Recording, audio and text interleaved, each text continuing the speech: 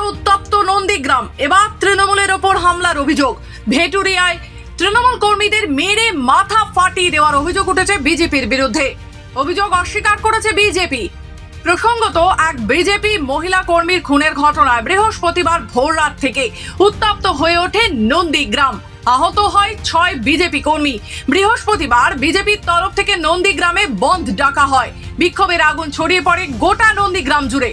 উল্লেখ্য, তারপরই রাত 11টা নাগাদ নন্দীগ্রাম 2 নম্বর ব্লকের ভেটুরিয়া গ্রামে তৃণমূল কর্মীদের ওপর হামলা চালায় একদল দুষ্কৃতী বলে অভিযোগ। রাস্তার পাশে একটি চায়ের দোকানে বসে থাকা কয়েকজন তৃণমূল কর্মীর ওপর চড়াও হয় বিজেপি আশ্রিত দুষ্কৃতীরা বলে অভিযোগ। লাঠি, বাঁশ, লোহার রড, হাসুয়া নিয়ে অতর্কিতে হামলা চালায় তারা। অভিযোগ ওঠে এমনটাই। আহত হন 6 তৃণমূল কর্মী। আহতদের রেয়াপাড়া হাসপাতালে ভর্তি করা হয়েছে। পরে চিকিৎসা করে ছেড়ে দেওয়া হয় বলে জানা যাচ্ছে।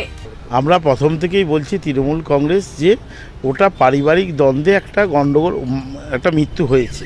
সেখানে দেখতে পাচ্ছি শুভেন্দু অধিকারী সেইটাকে ভোটের সময় কাজে লাগিয়ে নানাভাবে উত্তেজনা সৃষ্টি করছে। তার কারণ আমাদের ওখানকার সকল নেতৃত্ব, মানে বাপ্পাদিত্য গর্গ থেকে আমাদের রাজীব বন্দ্যোপাধ্যায়, সমস্ত নেতৃত্ব যেভাবে সারা 2 মাস ধরে পড়ে আছে, সেখানে তৃণমূল কংগ্রেস ওখানে 40 থেকে 50,000 লিড পাবে। তা যাতে না হয় তার কারণেই এরকম একটা সিন ক্রিয়েট করে মানুষের মনোনিবেশকে বিজেপির দিকে আনার চেষ্টা করছে, কিন্তু কিছুই হবে না। ওটা তৃণমূল কংগ্রেস ওখানে জয়লাভ করবে। যতই মারপিট হোক, যতই গণ্ডগোল হোক, ওখানে তৃণমূল কংগ্রেস ভালো ফল করবে।